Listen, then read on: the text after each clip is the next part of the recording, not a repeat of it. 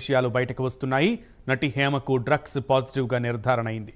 తెలుగు వ్యక్తులు డ్రగ్స్ తీసుకున్నట్లు పోలీసులు గుర్తించారు. 98 మంది శాంపిల్స్ను సీసీబీ సేకరించింది. నటి హేమ, అషిరాయ్ అలాగే వాసుకు డ్రగ్స్ పాజిటివ్గా నిర్ధారణ అయింది. హేమ స్నేహితుడు చిరంజీవి కూడా డ్రగ్స్ తీసుకున్నట్లు పోలీసులు తేల్చారు. నటి హేమతో పాటు పలువురికి పోలీసులు నోటీసులు ఇచ్చారు. హేమను పిలిచి కౌన్సిలింగ్ ఇచ్చే అవకాశం ఉంది.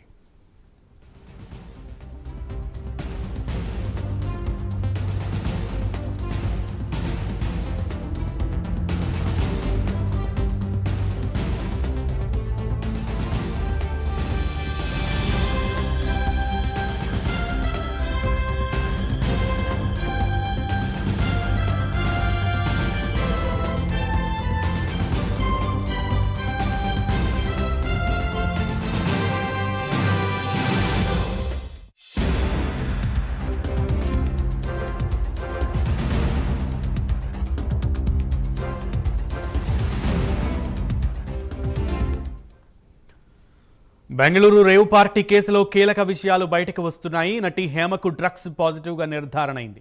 తెలుగు వ్యక్తులు డ్రగ్స్ తీసుకున్నట్లు పోలీసులు గుర్తించారు. 98 మంది శాంపిల్స్ను సీసీబీ సేకరించింది.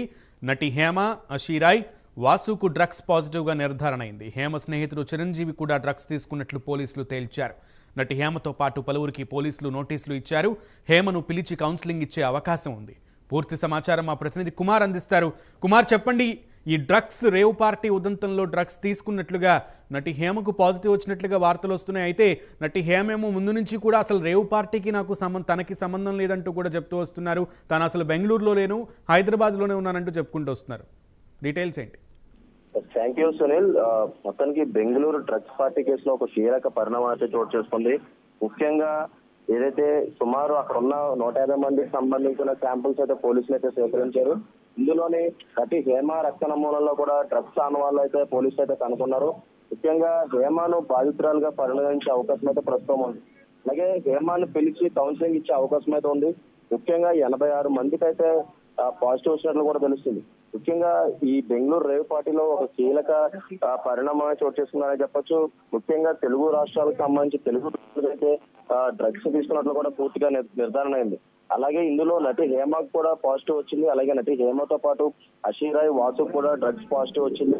అలాగే హేమ స్నేహితుడు చిరంజీవి కూడా డ్రగ్స్ తీసుకున్నట్లయితే పోలీసు అయితే ప్రస్తుతం తేల్చడం జరిగింది. ఈ నేపథ్యంలోనే ప్రస్తుతం నటి హేమతో పాటు పలువురికి అయితే నోటీసులు అయితే జారీ చేశారు. అలాగే మరొక పక్క ఏదైతే వీళ్ళందరినీ కూడా పిలిచి కౌన్సిలింగ్ ఇచ్చే అవకాశం అయితే ఉంది. ముఖ్యంగా ఈ రేవ్ పార్టీలోని మొదటి నుంచి కూడా మనం చూసుకున్నట్టయితే తెలుగు సినీ నటులు ఎవరూ దానికి వెళ్ళలేదంటూ కూడా వాళ్ళు సపరేట్ గా వీడియోలు అయితే రిలీజ్ చేశారు. ఈ నేపథ్యంలోనే హేమ కూడా ఒక వీడియో అయితే రిలీజ్ చేసి తను హైదరాబాద్ లోనే ఉన్నానంటూ తనకు అట్లా రేవ్ పార్టీతో సంబంధం లేనట్లు అయితే నిర్ధారించింది. ఆ తర్వాత బెంగళూరు పోలీసులు నటి హేమ ఏదైతే ఈ పార్టీలో పాల్గొన్నట్లు ఒక ఫోటో అయితే రిలీజ్ చేశారు. ఆ తర్వాత హేమ అలాగే మిగతా వాళ్ళు అందరికీ కూడా ఏదైతే రక్త నమూనాలు అయితే సేకరించి వాటికైతే టెస్టులు అయితే నిర్వహించారు. ఈ టెస్టులు చేసిన తర్వాత వీళ్ళందరూ కూడా ఇందులో డ్రగ్స్ తీసుకున్నట్లయితే పాజిటివ్ అయితే వచ్చింది. ముఖ్యంగా ఏదైతే నటి హేమ కావచ్చు, అలాగే అషిరాయ్, అలాగే ఎవరైతే ఈ డ్రగ్స్ ఈ పార్టీ ఇచ్చారో బర్త్డే పార్టీ వాసు కూడా పాజిటివ్ అయితే వచ్చింది. అలాగే నటి హేమ స్నేహితుడు చిరంజీవి కూడా ఇందులో పాజిటివ్ రావడంతో ప్రస్తుతం పోలీసులు అయితే దీనిపై అయితే ప్రస్తుతం వాళ్ళని పిలిచి ఏదైతే కౌన్సిలింగ్ ఇచ్చే అవకాశం అవుతుందో ప్రస్తుతం వీళ్ళందరూ కూడా నోటీసులు అయితే జారీ చేశారు. ముఖ్యంగా బెంగళూరు రేవ్ పార్టీ అయితే ప్రస్తుతం తెలుగు రాష్ట్రాల్లో కూడా ఒక కలకలం అయితే రేపింది.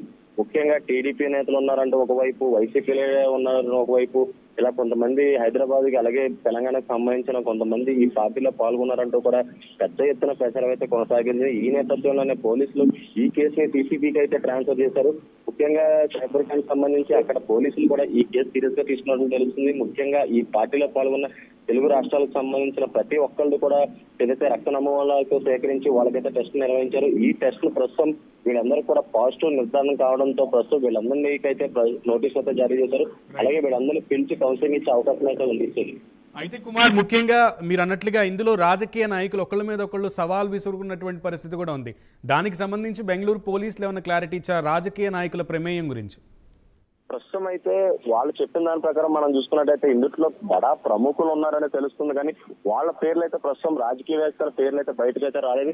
ముఖ్యంగా కాకాని గోవర్ధన్ రెడ్డి కారు ఏదైతే ఎమ్మెల్యే స్టిక్కర్ ఉన్న కార్ అయితే అక్కడ లభించడంతో ఏదైతే ప్రస్తుతం మొదటగా ఏదైతే కాకాని అక్కడ ఉన్నట్లు కూడా ఒక పెద్ద ఎత్తున ప్రచారం అయితే జరిగింది. కాకపోతే ఆ తర్వాత ఆయన అది ఖండించారు. ముఖ్యంగా తనకు ఇచ్చిన ఏదైతే ఈ ఎమ్మెల్యే స్టిక్కర్లు 2023 ఎక్స్పైర్ అయినాయి, అలాగే వాటికి సంబంధించి స్టిక్కర్స్ ఇంకా తన దగ్గర ఉన్నాయని, అలాగే దీనిపై ఇప్పటికే పోలీసులకు అయితే కేసు అయితే ఇచ్చానని చెప్పి కూడా ఇప్పటికే కాకాని గోవర్ధన్ అయితే చెప్పడం జరిగింది. అలాగే మరొక పక్క జానీ మాస్టర్ కూడా ఉన్నట్లు కూడా పెద్ద ఎత్తున ప్రచారం జరిగింది. కాకపోతే అతను కూడా ఏదైతే ఈ కేసులో లేనట్టు కూడా అతనైతే చెప్పారు. అలాగే మరొక పక్క శ్యామల వైఎస్ఆర్సీపీలోనే ఇటీవల జాయిన్ అయిన శ్యామల పేరు కూడా ఇందులో భారీ ప్రచారం అయితే జరిగింది. కానీ వాళ్ళ పేర్లు కూడా ప్రస్తుతం అయితే బయట పెట్టలేదు. ముఖ్యంగా బయట పెట్టిన పేర్లు చూసినట్టయితే సినీ నటుల పేర్లు ఒకటే ప్రస్తుతం అయితే బయటకు వచ్చాయి.